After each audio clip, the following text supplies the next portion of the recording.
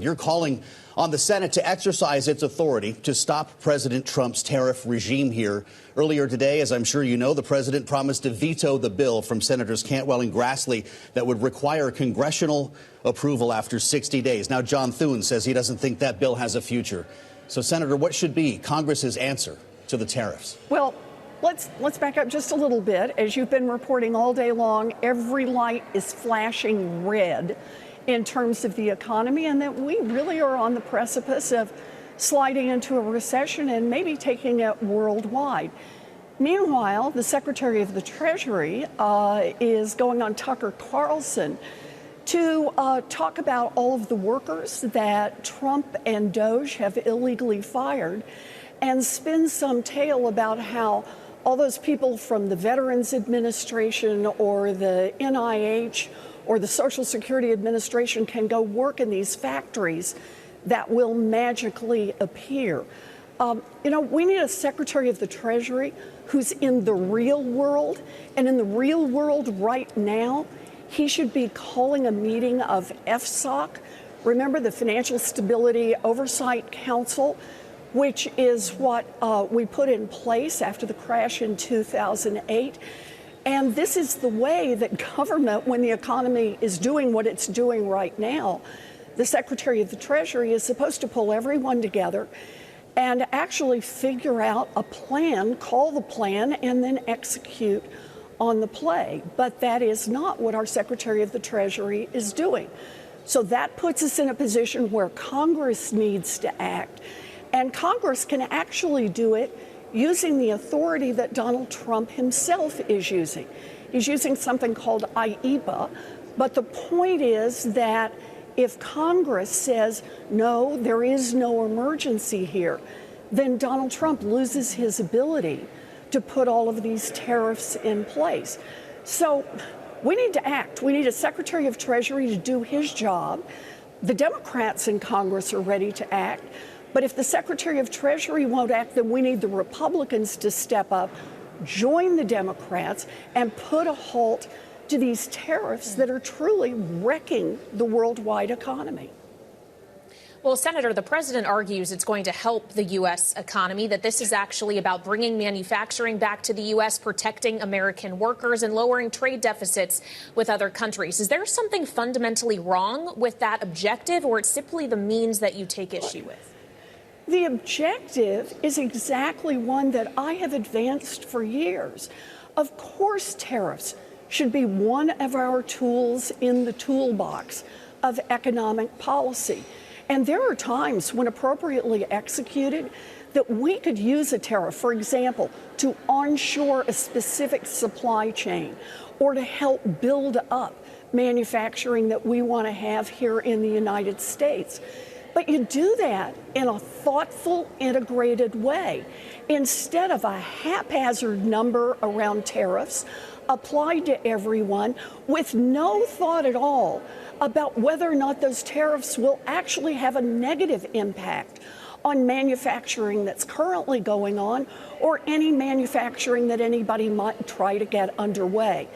Instead of actually supporting manufacturing and good jobs, the way Donald Trump has done this has been to scare off anybody from investing here in the United States in any kind of facility that takes years to be able to build and expand and get it going.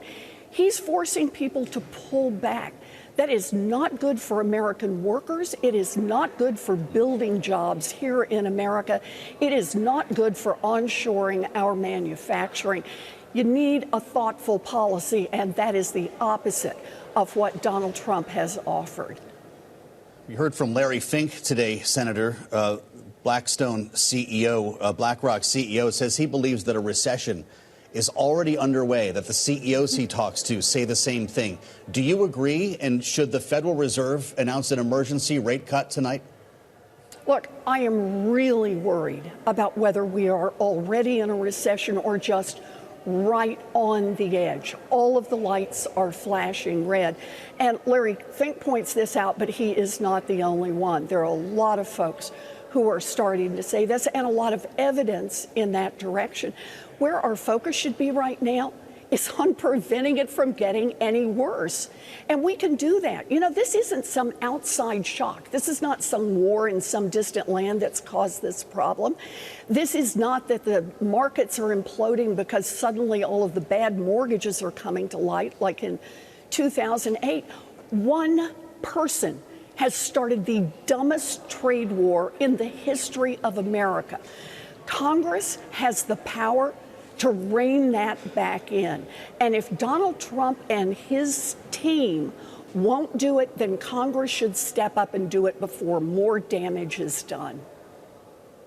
Well, does one person also have the power to provide a check on that damage? To get back to Joe's question, Senator, even if the Fed were to issue an emergency rate cut, would that be enough to stem all of the bleeding that you think could be happening in the U.S. economy as a result of these policies? Look, the Fed chair himself on Friday just said that he is concerned that this haphazard tariff announcement is going to drive up inflation and drive up unemployment simultaneously.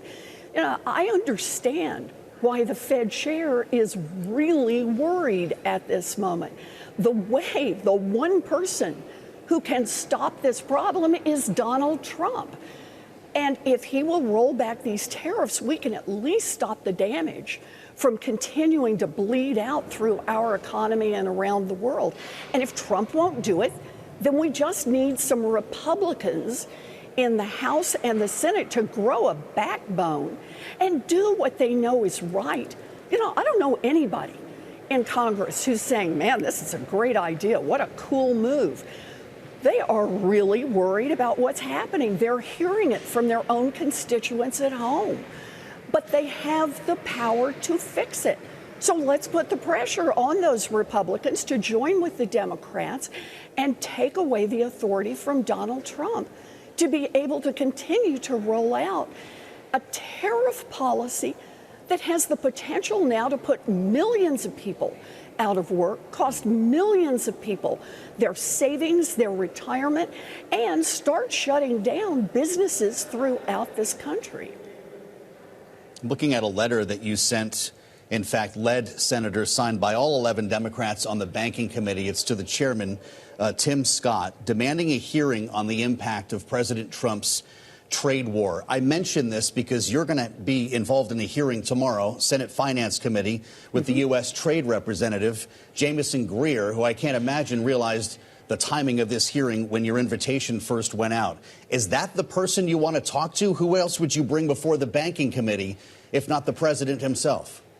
You bet. I am ready to talk to Mr. Greer tomorrow about what we can do right now to stop the bleeding, what we can do to try to rescue this economy before it is hopelessly caught in a recession. I want to ask that of Mr. Jamieson, and I'm going to ask him what it's going to take him to step up and tell the president to stop this tariff policy that is terrible for workers all across this country.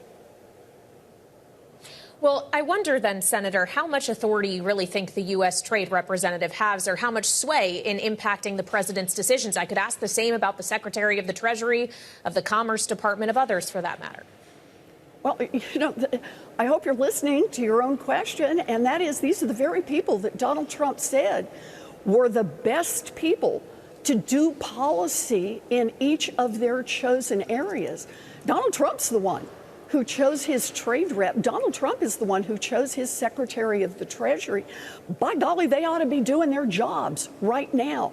Instead of having the Secretary of the Treasury go on Tucker Carlson and spin out fantasies, he ought to be calling together the rest of the economic advisors under the powers given him under Dodd-Frank, putting them together and putting a plan in place to rescue this economy. That's what the FSOC, the Financial Stability Oversight Council, was deliberately built for. And that is the job that was given to the Secretary of Treasury. Step up and do your job. And if Donald Trump has any, Donald Trump should listen to his Secretary of Treasury if his Secretary of Treasury will do his job. That is the question. And if none of them will do their jobs, Congress needs to do its job and take away this authority from Donald Trump. And I just want to be clear, we're running out of time on this. Every single day that goes by, every hour that people are saying, I'm not investing there, I'm laying off workers, every single minute, it gets more and more dangerous for our economy and for the worldwide economy. It is time for the Secretary of the Treasury to do his job. It is time for the President to do his job. And it is time for Congress to do its job.